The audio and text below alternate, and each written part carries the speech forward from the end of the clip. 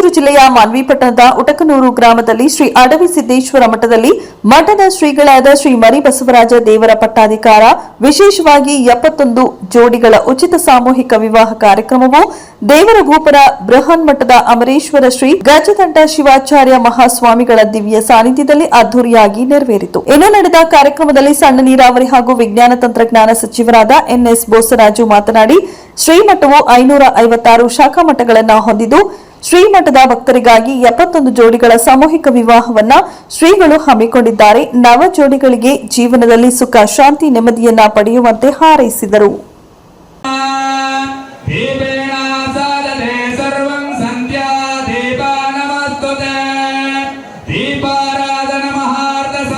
ಇನ್ನು ಮುಂದೆ ಇಲ್ಲಿವರೆಗೂ ಶರದಶತಂ 100 ವರ್ಷಗಳ ಕಾಲ ನಾವಿಬ್ರು ಸುಖ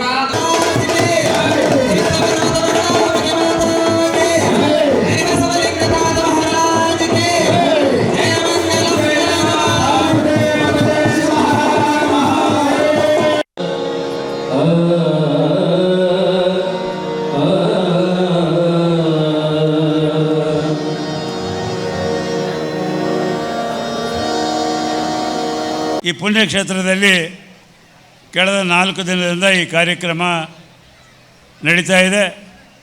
ಇವತ್ತು ಸಾಮೂಹಿಕ ವಿವಾಹ ಕಾರ್ಯಕ್ರಮದಲ್ಲಿ ಪೂಜ್ಯರ ಒಂದು ಸಾನ್ನಿಧ್ಯದಲ್ಲಿ ತಾವು ದಂಪತಿಗಳಾಗಿದ್ರಿ. ತಮಗೆ ಮುಂದಿನ ಭವಿಷ್ಯ ಉತ್ತಮ ರೀತಿಯಲ್ಲಿ ಸುಖ ಸಂತೋಷದಲ್ಲಿ ಒಂದಾಗಿ ತಮ್ಮ ಬಾಳೆ ನಡಲಿ ಅಂತೇಳಿ ಈ ಸಂದರ್ಭದಲ್ಲಿ ಹಾರೈಸಿ, ಇವತ್ತು ಈ ಉಟಕನೂರ ಮಠದ ವಿಶೇಷ ನಮ್ಮೆಲ್ಲರಿಗೂ ಗೊತ್ತಿರುವಂಥದ್ದು. ಸುಮಾರು 556 ಗ್ರಾಮಗಳಲ್ಲಿ ಉಟಕನೂರ ತಾತನವರು ಸ್ಮರಿಸ್ತಕ್ಕಂಥ ನಾವೆಲ್ಲರೂ ಪ್ರತಿ ವರ್ಷ ನಡೀತಕ್ಕಂಥ ಈ ಕಾರ್ಯಕ್ರಮದಲ್ಲಿ ಭಾಗವಹಿಸ್ತಾ ಇದ್ದೀವಿ. ಈ ಸಾರಿ ಪೂಜ್ಯರ ಒಂದು ಪಟ್ಟಾಭಿಷೇಕ ಕಾರ್ಯಕ್ರಮ ನಡೀತು. ಆ ಕಾರ್ಯಕ್ರಮ ಅಂಗವಾಗಿ ಈ ಸಾಮೂಹಿಕ ವಿವಾಹಗಳು ಮತ್ತು ನಾಳೆ ರೈತರ ಸಮಾವೇಶ, ಈ ರೀತಿಯಾಗಿ 4 ದಿನ ಕಾರ್ಯಕ್ರಮ, ವಿಶೇಷ ಕಾರ್ಯಕ್ರಮಗಳನ್ನ ಹಮ್ಮಿಕೊಂಡಿದ್ದಾರೆ. ಈ ಕಾರ್ಯಕ್ರಮದಲ್ಲಿ ಸುತ್ತಮುತ್ತಲಿರ್ತಕ್ಕಂಥ ಎಲ್ಲ ತಾಲೂಕುಗಳಿಂದ ಭಕ್ತಾದಿಗಳು ಇಲ್ಲಿ ಬರ್ತಾ ಇದ್ದಾರೆ.